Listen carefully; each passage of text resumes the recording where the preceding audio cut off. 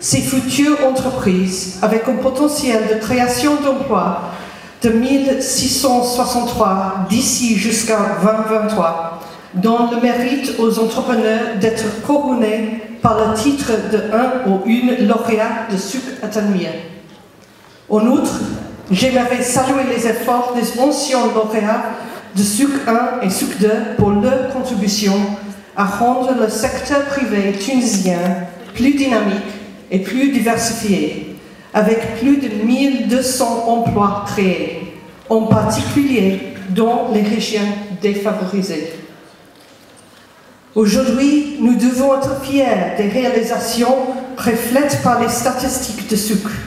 Et je saisis cette opportunité pour parler de notre initiative au niveau de l'ambassade britannique de Gender November, ou Novembre-Genre. Un concept que nous célébrons chaque année pour mettre l'accent sur l'importance de la participation des femmes, non seulement dans la vie publique, mais aussi dans l'économie. Et nous continuons tous à supporter la femme entrepreneuse à travers des initiatives comme Suc Atanmire. Et en effet, on a réussi, à travers nos efforts, à garantir 31% des projets réalisés par des femmes au Suc 1, 36% à la deuxième édition et plus de 43% à la troisième édition. Toutefois, promouvoir l'entrepreneuriat féminin reste une priorité. En effet, il faut que la Tunisie profite de tous ses talents, hommes et femmes, afin de réaliser sa réussite. La Tunisie était toujours un leader au niveau de l'autonomisation des femmes et elle restera toujours. Notre contribution à cette édition et aux deux précédentes s'insère dans le cadre de notre volonté de promouvoir la création d'emplois en Tunisie à travers l'enracinement de la culture entrepreneuriale, mais aussi à travers le support technique et financier nécessaire aux porteurs d'idées des projets, aux institutions publiques et aux ONG. Nous avons cru au projet dès sa phase initiale et nous avons soutenu les premières éditions qui se sont achevées avec succès.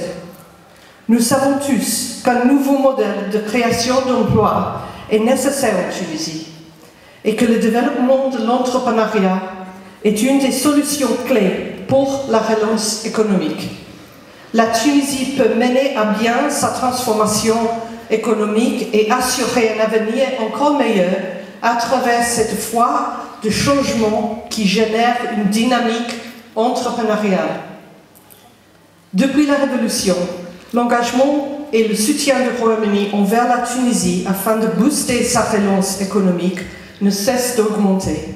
Nous avons financé des projets dans des domaines clés du secteur économique en relation avec la création d'emplois et la promotion de l'entrepreneuriat, les communautés et le pays.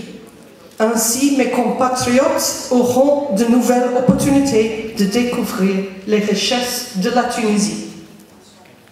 Notre approche est celle d'un partenaire et de trouver ainsi des solutions gagnant-gagnant.